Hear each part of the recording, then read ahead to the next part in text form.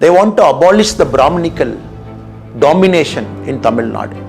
That was their allegation from the Justice Party. It is like Satan talking about Vedas to the God. So please don't get into that territory, sir. That is my humble submission. So DMK as a party is run on caste lines. DMK as a party is meant to promote caste in Tamil Nadu. That Honorable Chief Minister Thiru M.K. Stalin, sir, vanakkam.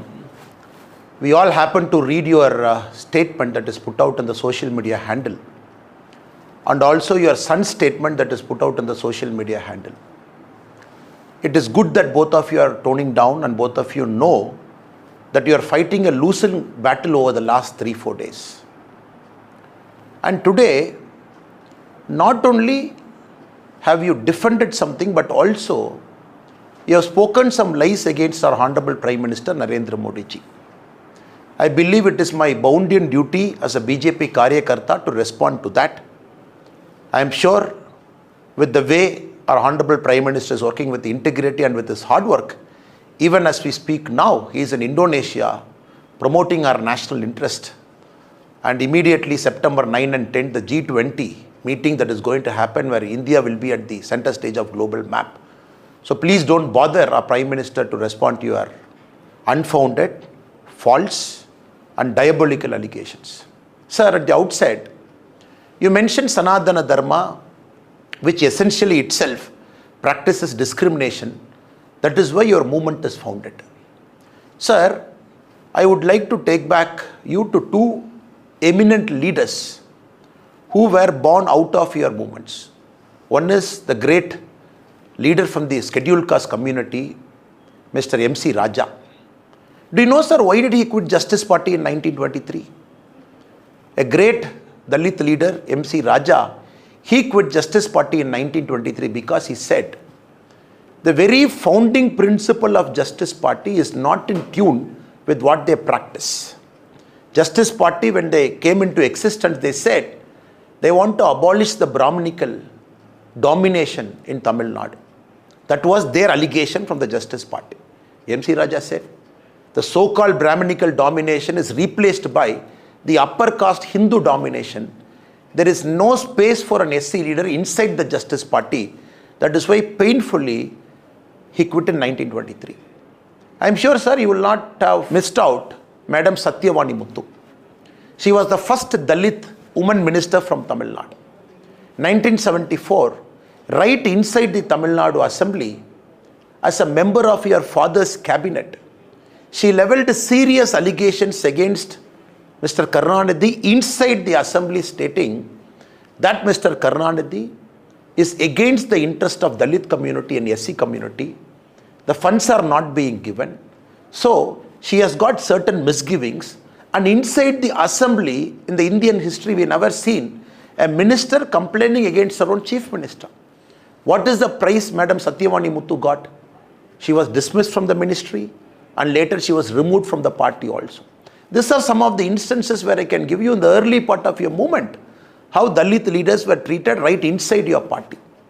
When you say that you are here to abolish certain ills of Sanatana Dharma and to promote equality, it is like Satan talking about Vedas to the God. So please don't get into that territory, sir. That is my humble submission to you. Also, sir, you mentioned that DMK as a party is very progressive. Anyone who's looking at your cabinet, current cabinet now, out of 35 ministers, 3 ministers are from the SC community. 2 women ministers. Do you call this as progressive? Less than 10%. And all the brothers and sisters who have come from the SC community, you have given some minor portfolios to them. Insignificant portfolios. Look at our Honorable Prime Minister Narendra Modi ji's current cabinet. I am just doing a basic comparison. Out of the 79 ministers, 20 ministers are from the SC/ST community. 11 ministers are women. 5 ministers are from the minority community. I am sure, sir, you will clearly understand that you really don't practice what you preach. Even if I take Uttar Pradesh, out of 52 ministers, 9 ministers are from the SC/ST community. So you don't give them political rights. you don't give them political powers, then what are you talking about improving the standards of the oppressed community? Again, I would like to bring certain things for your recall, sir. In Tirunelveli, when the Manjolai tea workers protested, when they were brutally killed because of the police action, when they jumped into the Tamarabarani river, close to 17 people got killed, including a month-old child. When the action was sought against the police officer, what did your father, Kalaignar Karunanidhi, say? He said, no, if I take action against some police officers, their community will feel offended, so I am not going to take action. So DMK as a party is run on caste lines. DMK as a party is meant to promote caste in Tamil Nadu. That is why, more than any other part of India, Tamil Nadu sees the highest number of caste violence. Tamil Nadu sees the highest number of caste conflict. Tamil Nadu has got the highest number of caste fault lines, including, the latest research says, the prevalence of two-tumbler system is one of the highest in Tamil Nadu. That is why we had a shameful spectacle last year when during the Independence Day, under your regime, many Panchayat leaders belonging to SC community were not allowed to host their flag. And we raised a big agitation and demonstration for that. So what are you talking, sir? Sanatana Dharma by its very nature is timeless. It doesn't have an origin, doesn't have an end. Sanatana Dharma predates any religion. Sanatana Dharma, as a dharma, it believes a human being is a god. It also not only human beings, it looks at all the living beings. By its very nature, it treats everybody equally. Of course, there are humans inside every religion. Some of the discriminative practices are brought out by humans. When one human brings out a discriminative practice within a Sanatana Dharma, the other human beings, great saints and reformers, they come within the Sanatana Dharma, they give a voice against the discrimination and try and abolish it. That is why we have Swami Sakajananda. That is why we have Dayanand Saraswati. That is why we have some of the greatest reformers within the Tamil Hindu society who are the crusaders to remove some of the ill effects brought inside the Sanatana Dharma by human beings. For that, your son wants to eradicate Sanatana Dharma itself. It clearly shows what little understanding you have about Sanatana Dharma and your son's understanding about Sanatana Dharma. This is the land of Alvars and Nayanmars, not about Alvars and Nayanmars per se. Out of the 63 Nayanmars, 17 Nayanmars are Brahmins. What about the rest of the community? Now, Mr. Chief Minister, please understand, your lies will not keep working.